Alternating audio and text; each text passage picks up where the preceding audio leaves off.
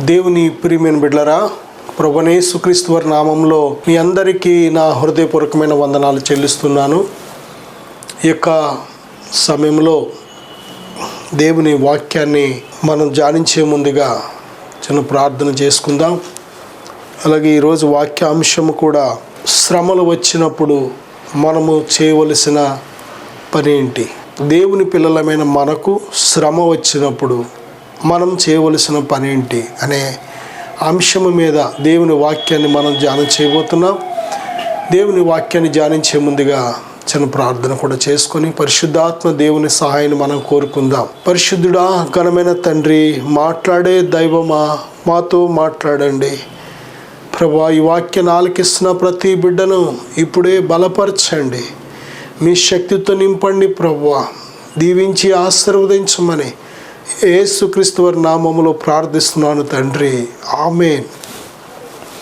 ప్రియబిడ్డలారా, దేవుని యొక్క వాక్యము మనకు నెమ్మదిచ్చే వాక్యం, సంతోషమిచ్చే వాక్యం, సమాధానం ఇచ్చే వాక్యం, మన బాధల్లో మనకు నెమ్మది ఇచ్చేది వాక్యం. కనుక వాక్యాన్ని మనం ఎంతగా ఆలకిస్తామో, ధ్యానిస్తామో, వాక్యానికి మన హృదయంలో ఎంతవరకు మనం చోటిస్తామో అంతవరకు కూడా మన ఆత్మ ఎంతగానో బలపడుతుంది. ప్రియబిడ్డలారా, ఈరోజు దేవుని యొక్క పిల్లలకు శ్రమలు వచ్చినప్పుడు వారు చేయవలసిన పని ఏంటి? శ్రమలు వస్తాయా? అవును, తప్పనిసరిగా ఈ లోకంలో ప్రభు చెప్తున్నారు కదా, యోహాను సువార్త 16:33లో, ఈ లోకములో మీకు శ్రమ కలుగును, అయినను ధైర్యం తెచ్చుకొనుడి, ఇదిగో నేను లోకమును జయించి ఉన్నాను అని ప్రభు చెప్తున్నారు.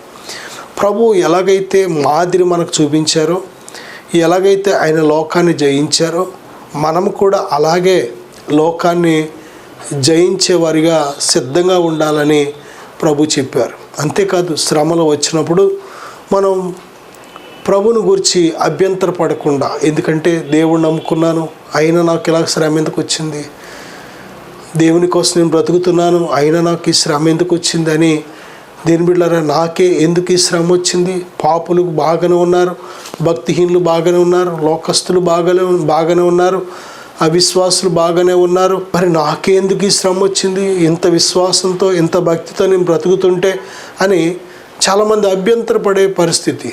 కాబట్టి అటువంటి అభ్యంతర పడకుండా ఉండడం కోసం దేవుడే ముందుగానే చెప్తున్నాడు, నా యందు మీకు సమాధానము కలిగినట్లు, మీరు అభ్యంతర పడకుండానట్లు ఈ మాటలు మీతో చెప్పుచున్నాను. లోకంలో మీకు శ్రమ కలుగును, అయినను ధైర్యం తెచ్చుకొనుడి. దేని బిడ్డలారా, శ్రమ వచ్చినప్పుడు మనం పాపులమేమి కాదు. శ్రమ వచ్చినంత మాత్రాన పాపం చేశామని దాని అర్థం కాదు. పాపులకు ఎలాగో శ్రమలు వస్తాయి. దేని బిడ్డలారా, అయితే శ్రమ వచ్చినంత మాత్రాన అందరూ పాపులు కాదు. పాపం చేసే ప్రతి వ్యక్తికి శ్రమ వస్తుంది, కానీ శ్రమలు వచ్చినంత మాత్రాన వారు పాపం చేసినట్టు కాదు. ఎందుకంటే అన్ని శ్రమలు పాపం వల్లనే కలగవు. కొన్ని శ్రమలు, కొన్ని కారణాలు ఉన్నాయి. ఆ కారణాలు ఏంటో మనం ఈరోజు చూడబోతున్నాం. ప్రియబిడ్డలారా, పరిశుద్ధ దేవుని గ్రంథంలో దేవుని పిల్లలకు వచ్చే కొన్ని శ్రమలు కానీ మనం చూసినట్లయితే మత్తయి 13:21లో వాక్యము నిమిత్తము మనకు శ్రమ ఎదురవుతూ ఉంటుంది. అపొస్తలుల కార్యాలు 9:16లో ఆయన నామము నిమిత్తము కొన్నిసార్లు మనకు శ్రమ ఎదురవుతూ ఉంటుంది. అపొస్తలుల కార్యాలు 14:22లో ఆయన రాజ్యం కోసం మనం జీవిస్తుంటే శ్రమలు ఎదురవుతూ ఉంటాయి. ఎందుకంటే అనేక శ్రమలు పొందైనా సరే మనం పరలోక రాజ్యం చేరాలి. శ్రమ వచ్చింది అని నాకు పరలోక రాజ్యం వద్దు అనడానికి లేదు. ఎందుకంటే పరలోక రాజ్యం అనేది అంత గొప్పదే, అంత విలువైనది. దేని బిడ్డలారా, ఈ లోకంలో మనం ఏదైనా కొన్ని వస్తువులు కొనాలంటే అది చాలా భారీ వెలతో ఉంటుంది. బంగారం కానీ, డైమండ్స్ కానీ, ఈ లోకంలో కొన్ని వెలగల వస్తువులు ఉన్నాయి. ఆ వస్తువులు మనం కొనాలి అంటే, సంపాదించుకోవాలంటే భారీ మూల్యం చెల్లించాలి. చాలా డబ్బు వాటికి వెలగా చెల్లించాలి. చూసారా, అవి ఎంత విలువైనవో దానికి తగిన వెలను బట్టి మనకు అర్థమవుతుంది. అలాగే పరలోక రాజ్యం కూడా ఎంత విలువైందంటే, అవసరమైతే శ్రమ అనుభవించైనా సరే మనం పరలోక రాజ్యాన్ని మాత్రం సంపాదించుకోవాలి. ఎందుకంటే పరలోకం అంత గొప్పది, మన శ్రమల కంటే గొప్పది అది. దేని బిడ్డలారా, శ్రమలు ఎందుకు మనకు దేవుని పిల్లలకు ఎదురవుతున్నాయంటే సువార్త ప్రకటించకపోవడం వల్ల కూడా శ్రమలే. మన ఇంటి వారికి సైతం మనం సువార్త చెప్పకపోతే, ప్రభువుని పరిచయం చేయకపోతే, ప్రభు మార్గంలో వారిని నడిపించకపోతే వారి వల్ల మనకు శ్రమలే. ఒకవేళ వారికి ప్రభు కోసం ఎప్పటికీ చెప్పకపోతే ప్రభు దగ్గర మనం లెక్క చెప్పాలి. కొరింథీ 2వ పత్రిక 1వ అధ్యాయం 6వ వచనంలో చాలాసార్లు శ్రమలకు కారణం అంట మనం ఇతరులను ఆదరించే వారికి ఉండాలని.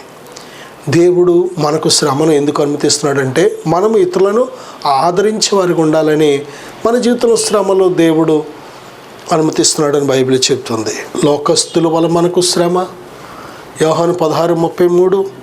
సొంత దేశస్తుల వలన కూడా శ్రమలు, తెస్సలోనియ మొదటి పత్రిక 2:14లో మన సొంత దేశస్తుల చేతే ద్వేషించబడుతూ ఉంటాం.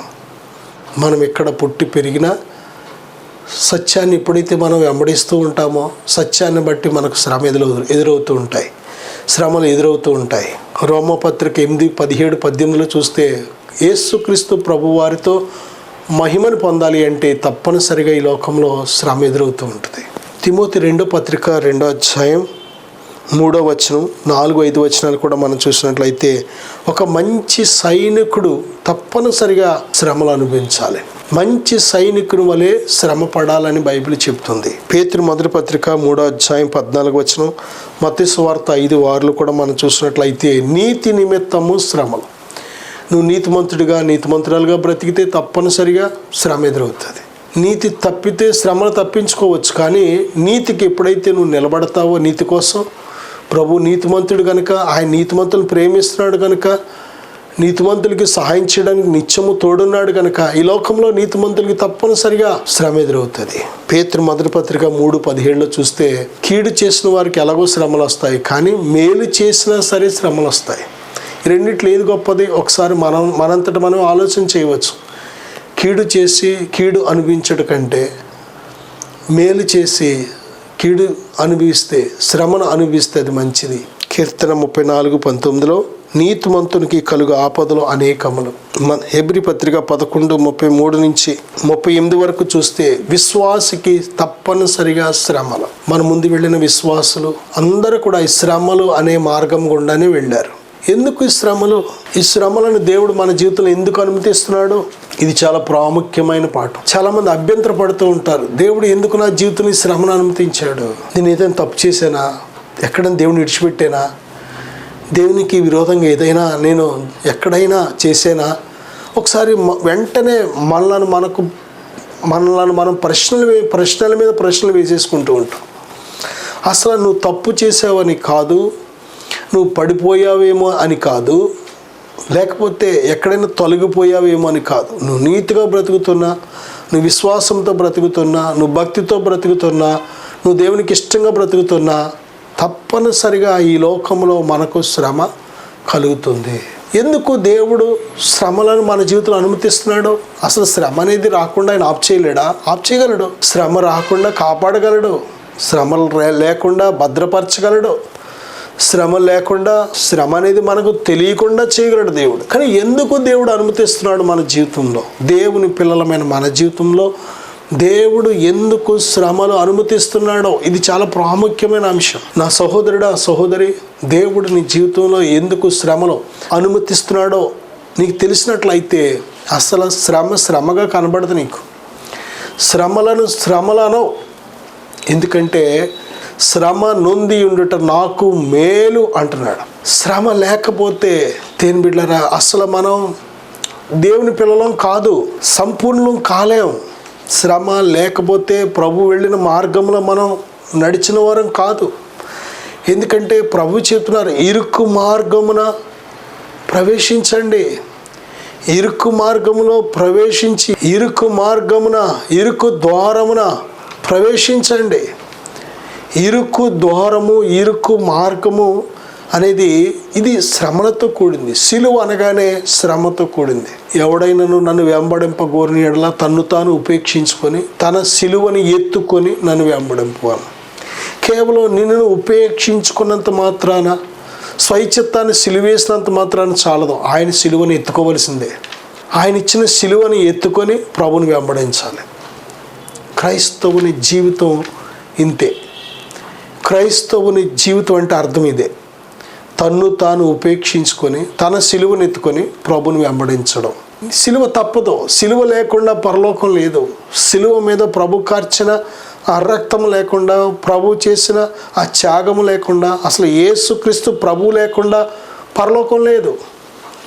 ఆయన మనలను పరలోకానికి యోగ్యులుగా చేయడానికే, అర్హులుగా చేయడానికే, మన పాపం నుంచి మనల్ని విడిపించడానికి, మనల్ని కడగడానికి, మనల్ని పరిశుద్ధులుగా చేయడానికి, మనల్ని నీతిమంతులుగా చేయడానికి, మనం దేవుని దృష్టిలో యోగ్యులుగా ఉండడానికే, పరలోకపు తండ్రి మనల్ని అంగీకరించడానికే ప్రభు వెళ్ళిన మార్గం శ్రమ. శ్రమ గుండా తప్ప వేరొక మార్గం లేదు. ఆయన మానవ శరీరాకారంతో ఈ లోకానికి వచ్చి ఆయన ఎంత శ్రమ పడ్డాడో ఆ ఒక్క మార్గం ద్వారానే మనం రక్షించబడగలం. ప్రభుని యేసుక్రీస్తు వారు మన కోసం శిలువ మీద ప్రాణం పెట్టకపోతే, ఆ శ్రమలు అనుభవించకపోతే ఏ నరుడికి రక్షణ లేదు. ఏ నరుడు పరిశుద్ధుడు కాలేడు. యేసుక్రీస్తు ప్రభువారు శ్రమ పడకపోతే ఏ ఒక్కడు నీతిమంతుడిగా మారలేడు, ఏ ఒక్కడు పరిశుద్ధుడిగా మారలేడు, ఏ ఒక్కడు దేవునికి కుమారుడిగా మారలేడు, ఏ ఒక్కడు పరిశుద్ధాత్మను పొందుకోలేడు. అందుకే ప్రభు ఏర్పరిచిన మార్గంలో తప్పనిసరిగా ఈ శ్రమ అనేది మన జీవితంలో అప్పుడప్పుడు అక్కడక్కడ కొన్ని విషయాల్లో మనల్ని విజిట్ చేస్తూ ఉంటాయి. ఎల్లప్పుడూ శ్రమలు ఉండవు. క్రైస్తవుని జీవితమే శ్రమల జీవితం కాదు సుమా, అపార్థం చేసుకోవద్దు. క్రైస్తవుడు అయినంత మాత్రాన అక్కడి నుంచి ఇంకోడు బతికినంతకాలం శ్రమలేనా? కాదు. అప్పుడప్పుడు అవసరమును బట్టి అవసరతను బట్టే దేవుడు ఒక్కొక్కసారి మన జీవితంలో శ్రమను అనుమతిస్తున్నాడు. మన ఇంట్లో ఫైర్ ఉంటుంది. ఫైర్ అంటే గ్యాస్ పొయ్యి ఉంటుంది. ఇంక 24 గంటలు పొయ్యిని వెలిగిస్తూనే ఉంటామా? కాదు. అది వండుకునే టైంలో మాత్రమే వెలిగిస్తాం. అగ్ని దగ్గర పని, అగ్ని మీద పాత్రలు పెట్టి, మీద పాత్రలు పెట్టి, ఆ పాత్రలో ఏమైతే మనం తినడానికి సిద్ధపరచాలో అవన్నీ కూడా సిద్ధపరచడానికి ఆ మార్నింగ్ టైము లేకపోతే ఈవినింగ్ టైంలోనో అప్పుడప్పుడే. ఎల్లప్పుడూ అగ్ని ఫైర్ కాలుతూ ఇంక అత్తవాను వండుతూ ఉంటే అది అలా ఉండదు. అలాగే మన జీవితంలో కూడా అగ్ని లాంటి శ్రమలు కొన్నిసార్లు మనలను సిద్ధపరచడానికి, మనకు కావలసిన రూపు ఏర్పరచడానికి, మనం తప్పిపోకుండా, చెడిపోకుండా, పడిపోకుండా, దేవునికి దూరం అవ్వకుండా మనకు మేలు కలగడం కోసం దేవుడు మన జీవితంలో అప్పుడప్పుడు శ్రమను అనుమతిస్తూ ఉంటాడు. దేని ప్రియమైన బిడ్డారు, దేవుడు ప్రేమ స్వరూపి. తండ్రి తాను ప్రేమించే కుమారుని శిక్షిస్తాడు, గద్దిస్తాడు. తండ్రి తాను ప్రేమించే కుమారుని దండిస్తాడు. నిజంగా ప్రేమించే ప్రతి తల్లి తండ్రి వారి బిడ్డలను గద్దించాలి, శిక్షించాలి, దండించాలి, బుద్ధి చెప్పాలి, హెచ్చరించాలి, శిక్షించాలి. కొన్నిసార్లు వారు ఏదైనా పొరపాటు చేస్తే శిక్షించాలి కూడా. ఇవి లేకపోతే వారు భక్తులు కాలేరు, ఇవి లేకపోతే వారు గొప్పవారు కాలేరు, భ్రష్టులైపోతారు. అలాగే మన పరలోకపు తండ్రి కూడా మన జీవితంలో కొన్నిసార్లు శ్రమలను అనుమతిస్తున్నాడు. శ్రమ వలన ఎన్ని మేలులు అంటే దినవృత్తాంతాలు 2వ గ్రంథం 33వ అధ్యాయం 12-13 వచనాలు మనం చూసినట్లయితే శ్రమల వలన దేవుడు మనల్ని ఏం చేస్తున్నాడంటే విధేయులుగా చేస్తున్నాడు. విధేయత అనేది చాలా వాల్యుబుల్. విధేయత కలిగిన మనస్సు, విధేయత కలిగిన స్వభావం అనేది చాలా వాల్యుబుల్. ఈ విధేయత అందరికీ ఉండదు. విధేయత కలిగిన ప్రతి ఒక్కరు కూడా గొప్పవారు అవుతారు. సత్యానికి విధేయులు, దేవునికి విధేయులు, వాక్యానికి విధేయులు, ధర్మశాస్త్రానికి విధేయులైన వారు, దేవుని ఆత్మకు విధేయులైన వారు, దేవుని మార్గం చొప్పున నడుచుకుంటూ విధేయులైన వారు. దేని బిడ్డలారా, పెద్దలకు విధేయులు, తల్లిదండ్రులకు విధేయులు, దైవజనులకు విధేయులు. ఈ విధేయత అనే గుణము దేని బిడ్డలారా అన్ని విషయాల్లో వర్తిస్తూ ఉంటుంది. భార్య భర్తకు విధేయురాలు అవ్వాలి. పిల్లలు తల్లిదండ్రికి విధేయులు అవ్వాలి. చిన్నలు పెద్దలకు విధేయులు అవ్వాలి. ఈ విధేయత అనే గుణం ఎలాగొస్తుంది? విధేయత అనే గుణం ఒకే ఒక మార్గం శ్రమ ద్వారా మాత్రమే కలుగుతుంది. శ్రమ లేకపోతే మానవుడు ఎప్పటికీ విధేయుడు కాలేడు. అవిధేయత స్వభావం అనేది చాలా ప్రమాదకరం. తిరుగుబాటు స్వభావం అనేది చాలా ప్రమాదకరం. స్వైచిత్తాన్ని చేయడం, మనకు నచ్చినట్టు, మనకి ఇష్టమైనట్టు మన ప్రవర్తన, మన నడకలో ఉన్నట్లయితే అసలు మంచిది కాదు మనకి. అందుకే దేవుడు మన జీవితంలో విధేయత అనే స్వభావం కలిగి ఉండాలని దేవుడు కోరుతున్నాడు. మనను క్షేమకరమైన మార్గంలో, జీవ మార్గంలో నడిపించేది దేవుడు. ఆ నడిపింపు మనకు కలగాలంటే మనకు తప్పనిసరిగా కావాల్సింది ఏంటంటే విధేయత. దేవుడు ఒక మాట చెప్పాడు, మనం వెళ్ళలేదనుకోండి రెండో మాట చెప్పడిక. ఒకటి చేసాం, ఒక మాట చెప్పాడు విన్నాం, రెండో మాట చెప్పాడు వినలేదు, మూడో మాట చెప్పడిక. రెండోది నువ్వు గైకొన్న తర్వాతే మూడో దానికి వెళ్తాడు దేవుడు. ఏమేమి వదిలేసామో వాటిని వదిలేసి ఆయన కూడా వదిలేసి మళ్ళీ ఈ మాట అయినా వింటాడేమో అని ఇంకొక మాట చెప్పడు ఆయన. ఏ మాట అయితే చెప్పాడో మనం చేయాలని ఆ మాట మనం వినే వరకు కూడా ఆయన ఇంకొక మాట చెప్పడు. దేని బిడ్డలారా, విధేయత అనేది చాలా ప్రాముఖ్యమైనది. మనం బ్రతకాలంటే విధేయత కావాలి. మనం గొప్పవారు అవ్వాలంటే విధేయత కావాలి. దేవుడు మనలను వాడుకోవాలంటే విధేయత కావాలి. బైబిల్ ఏం చెప్తుందంటే గలతీ 5:16 ఆత్మానుసారముగా నడుచుకొనుడి, అప్పుడు మీరు శరీరేచ్ఛను నెరవేర్చరు. పరిశుద్ధాత్మకు ఎల్లప్పుడూ విధేయత అనేది మనం కలిగి ఉండాలి. పరిశుద్ధాత్మ దేవుడు నిన్ను నడిపించకపోతే నీ జీవితం నీ ఇష్టానుసారంగా నువ్వు నడిపించుకున్నట్లయితే అది మంచిది కాదు. నా సహోదరుడా, సహోదరి, బైబిల్లో దేవుడు ఎందుకు మన జీవితంలో శ్రమలను అనుమతిస్తున్నాడు అంటే మొదటిగా మనం విధేయత నేర్చుకోవాలి. రెండవదిగా 119వ కీర్తన 71వ వచనంలో చూస్తే దేవుని కట్టడలు నేర్చుకోవాలి అంటే శ్రమ కావాలి. దేవుని కట్టడలు మనం విన్నంత మాత్రాన, చదివినంత మాత్రాన అంత సులువుగా లోబడిపోయే హృదయం కాదు నరునిది. దేవుని మాటలకు వినగానే అంత సులువుగా లోబడిపోయే హృదయం కాదు మనిషిది. హృదయం ఆల్రెడీ పాపము చేత ఏమైపోయిందంటే కఠినమైపోయింది. హృదయం మొండిదైపోయింది.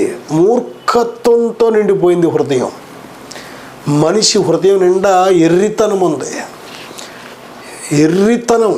అందుకే ధనవంతుడు ఇంకా ధనం సంపాదించుకోవడమే అదే ఆలోచన. రాత్రి పగలు సుఖపడ్డామా, లోకాన్ని సంపాదించామా, డబ్బు సంపాదించామా, అంతే. ఇంకా ఈ లోకం విడిచిపెట్టేస్తే ఎక్కడికి మన ప్రయాణం? ఏదో ఒకరోజు ఈ లోకం విడిచిపెట్టేస్తే ఎక్కడికి మన ప్రయాణం? ఏనాడు ఆలోచన చేయలేదు వాడు. అందుకే తప్పనిసరిగా మనం నశించిపోవడం దేవునికి ఇష్టం లేదు కనుక తండ్రి తాను ప్రేమించి కుమారుని ఏం చేస్తాడంటే దండిస్తాడు, గద్దిస్తాడు, శిక్షిస్తాడు. ఆయన మనల్ని శిక్షించకపోతే దుర్బీజులమే కానీ కుమారులం కాదు. అందుకే పరలోకపు తండ్రి మనల్ని ప్రేమించి కొన్నిసార్లు మనము ఏం నేర్చుకుంటామనంటే ఆయన కట్టడలో నేర్చుకుంటామని. స్కూల్లో ABCDలు, తెలుగు అక్షరాలు, ఏ భాష అయితే మనం నేర్చుకోవాలనుకుంటామో ఆ భాష నేర్చుకునేటప్పుడు చాలాసార్లు టీచర్ ఒకటి చెప్తే మనం ఇంకోటి రాస్తూ ఉంటాం. టీచరు 10 సార్లు రాయమంటే ఒకసారి రాసి వదిలేస్తూ ఉంటాం.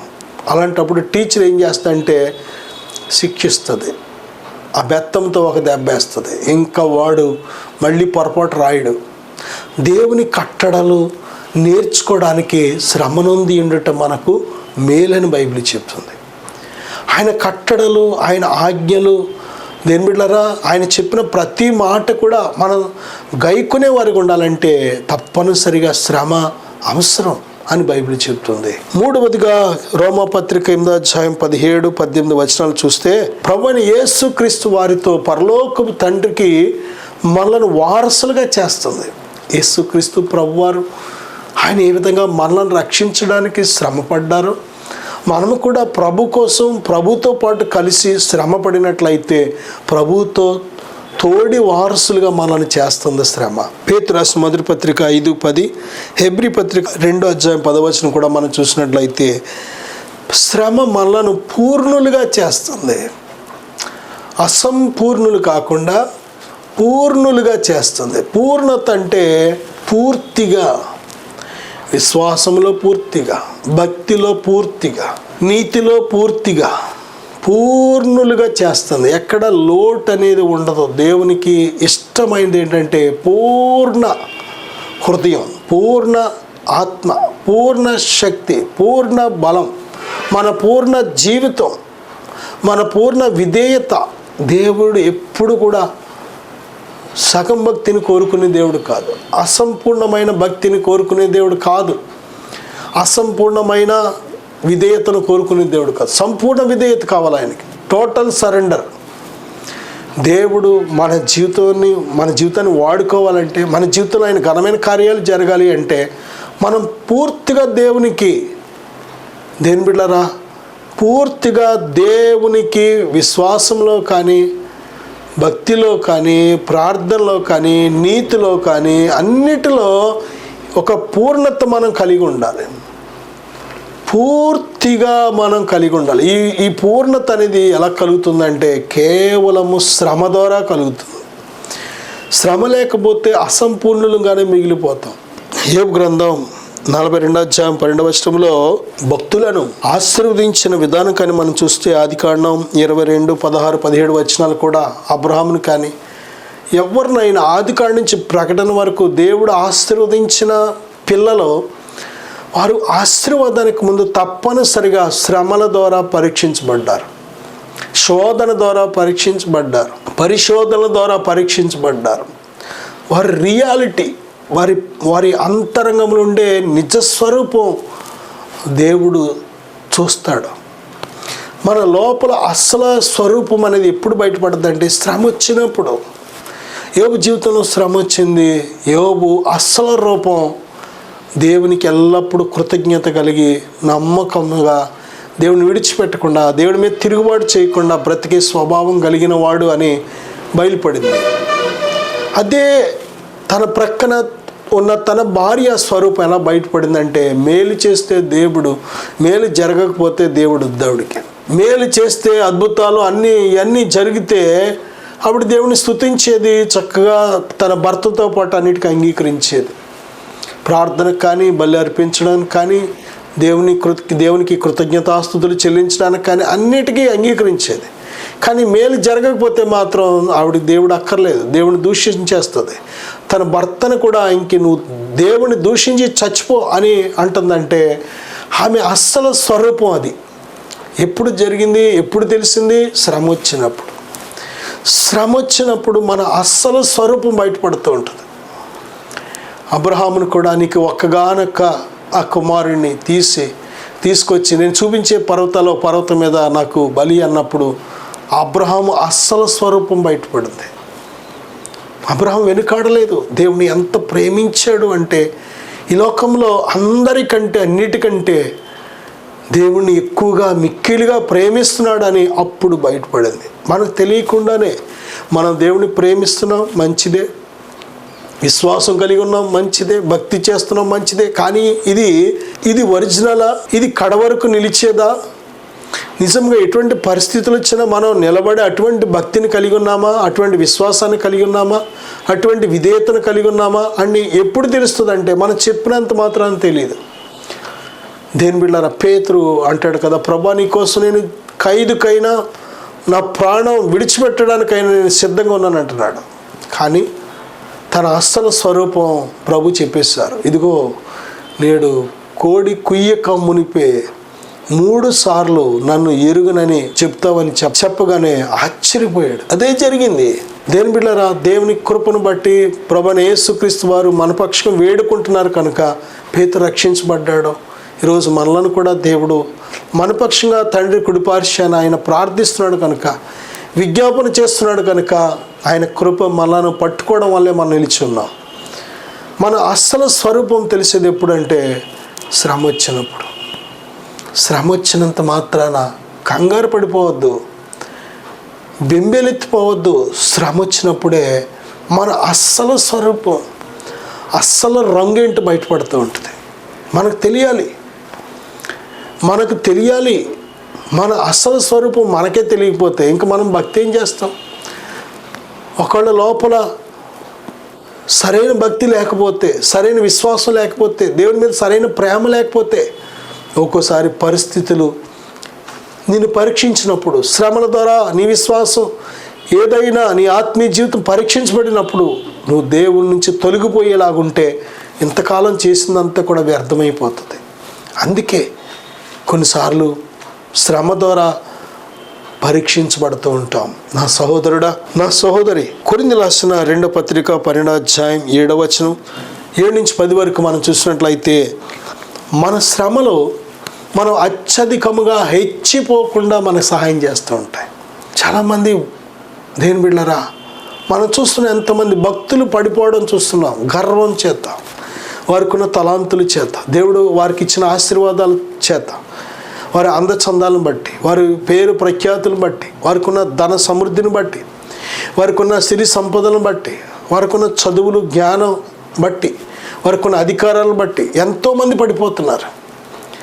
ఎంతోమంది శరీరాన్ని జయించలేకపోతున్నారు. ఎంతోమంది ధనాన్ని జయించలేకపోతున్నారు, కీర్తిని జయించలేకపోతున్నారు, వ్యసనాలను జయించలేకపోతున్నారు. దేని బిడ్డలారా, మనం హెచ్చిపోయి పడిపోయామంటే దేని బిడ్డలారా, నిజంగా పొందుకోకుండా ఉండడం మంచిది. పొందుకొని పోగొట్టుకునే కంటే పొందుకోకుండా ఉండడం మంచిది. దేని బిడ్డలారా, ప్రభువైన యేసుక్రీస్తు వారు ఆయన మన నుంచి ఏం కోరుతున్నారంటే, మనము ఎప్పుడు కూడా నార్మల్లో ఉండాలి, హెచ్చిపోకూడదు. అపోస్తలుడైన పౌలుకి కలిగిన దర్శనాలు కానీ, దేవుడు ఆయనలో ఉంచిన అభిషేకాన్ని బట్టి జరుగుతున్న అద్భుత ఆశ్చర్యమైన కార్యాలు కానీ, దేని బిడ్డలారా, దేవుడు జరిగిస్తున్న మహోన్నతమైన కార్యాలను బట్టి తను ఎక్కడ హెచ్చిపోతాడేమోనని, పడిపోతాడేమోనని, దేవునికి దూరం అయిపోతాడేమోనని దేవుడే ఒక ముళ్ళు ద్వారా ఏం చేస్తున్నాడంటే కంట్రోల్ చేస్తున్నాడు. తనకు కలిగిన శ్రమ తనకు మేలే చేస్తుంది అంటున్నాడు. నేను అత్యధికముగా హెచ్చిపోకుండా నిమిత్తము సాతాను దూతగా నా దేహంలో ఒక ముళ్ళు ఉంచబడింది అంటున్నాడు. దేని ప్రియమైన బిడ్డలారా, దేవుడు ప్రేమ కలిగిన దేవుడు. మనము మన దృష్టితో చూస్తాం, మన హృదయంతో మాత్రమే మనం ఆలోచిస్తాం. దేవుని యొక్క హృదయము, దేవుని దృష్టి మహోన్నతమైనది. దేవుడు మహాజ్ఞాని. ఆయన మనలను చూసే విధానం వేరు, ఆయన చూస్తున్నది వేరు. మనం పై రూపాన్ని చూస్తాం, ఆయన అంతరంగాన్ని చూస్తూ ఉంటాడు. మనం తిన్నంగా చూస్తాం, ఆయన 365 డిగ్రీస్లో చూడగలుగుతాడు. ఆయన కాలంలో మనం ప్రజెంట్ చూడగలుగుతాం, ఆయన పాస్ట్ చూస్తాడు, ఫ్యూచర్ చూస్తాడు. ఏం బిడ్డలారా, మనం పై కనిపించే వాటిని చూస్తాం, ఆయన మరుగునున్న వాటిని కూడా చూడగలుగుతాడు. ప్రతి రహస్యాన్ని వినగలుగుతాడు. అందుకే ఆయన దేవుడు. అందుకే దేని బిడ్డలారా, మనకు దేవుడు ఏది మేలు ఏది క్షేమమో ఆయనకి తెలుసు కనుక మన జీవితంలో కొన్నిసార్లు ఏదైనా శ్రమను అనుమతిస్తే భయపడకు, అస్సలు భయపడకు. దేవుడు నిన్ను విడిచిపెట్టలేదు, నీ శ్రమలో నీకు తోడుగా ఉన్నాడు. చిన్న ప్రార్థన చేద్దాం. ప్రభువా, ఇప్పుడే మీ బిడ్డలను ధైర్యపరచండి. నీ బిడ్డలుగా మేము జీవిస్తున్నప్పుడు నాయన మా మేలు కోసం, మా క్షేమం కోసం, నాయన మా యొక్క అభివృద్ధి కోసం, మా భద్రత, మా కాపుదల కోసం అనేక సార్లు శ్రమను మా జీవితంలో అనుమతిస్తున్నాం. నాయన మీ ఉద్దేశాన్ని, మీ ప్రణాళికను, మీ హృదయాన్ని మేము అర్థం చేసుకుని అపార్థం చేసుకోకుండా, మీకు దూరం అవ్వకుండా నాయన ఇదిగో లోకస్తుల వలె, అపవాది సంబంధుల వలె తిరుగుబాటు చేయకుండా, నాయన మిమ్మల్ని విడిచిపెట్టకుండా ప్రభువా నమ్మకస్తులుగా వెంబడించుటకు సహాయం దయచేయండి. నాయన నీ బిడ్డలను బలపరచండి, ఆదరించండి, శ్రమలను జయించే శక్తితో నింపండి. మీ ఆత్మ మీ సన్నిధిని నిత్యము తోడుగా ఉంచమని, నడిపించమని యేసుక్రీస్తు నామములో ప్రార్థిస్తున్నాను తండ్రి. ఆమేన్. God bless you.